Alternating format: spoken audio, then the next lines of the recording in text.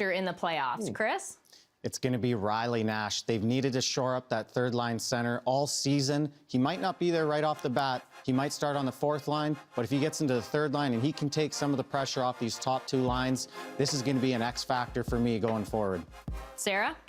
Well, I'm going with the second-line center, John Tavares. He has had some struggles this season, but we have to understand that as a second-line center, you directly impact your line mates, and so his play directly impacts William Nylander. And if these two aren't going in the playoffs, the Leafs are going to have a tough time. They can't rely on Matthews and Marner alone. If John Tavares is going, the third, the fourth line is going to be engaged, and the Toronto Maple Leafs are going to be a great hockey team. Colby?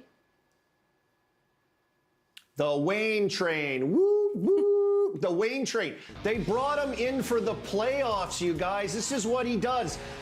Everything about him is complimentary. He complements the power play. He complements any line that he's on. He adds some needed and added toughness to this lineup, and he can score and create plays. So I think, we got to look at what Wayne Simmons is going to do for this team in the playoffs. Could be huge. There's so many options to choose from for the Leafs because that's all they did was add X factors specifically for the playoffs.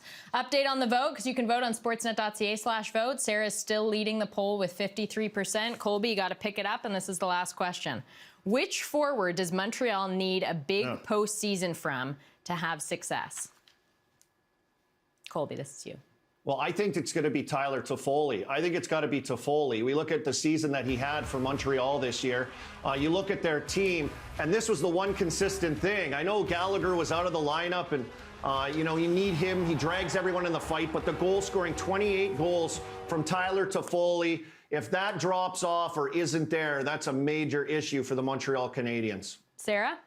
And I've got to go with his running mate, Nick Suzuki. He obviously had a fantastic playoffs last year, but coming into the season, he's taken a bit of a bigger offensive role with Gallagher and Deneau being out, but he's also stepped into a bit of a defensive role. He's been matched up against the big boys. He's been against Matthews, he's been against Marner, McDavid this season, so he's shown that he can make an impact on both ends of the ice. And he played so on the bubble last year. Kris, what about you? Yeah, if this answer doesn't win me the Great Canadian Debate, I don't know what will, but it's Josh Anderson. He's basically like Colby Armstrong, but with muscle, not just skin and bones. So he's big, he's strong, he's going to take the puck to the net, he's going to do a ton of things in the playoffs, and he's made for these situations. I'm excited to see what Josh Anderson can do in this moment with all the ghosts swirling around.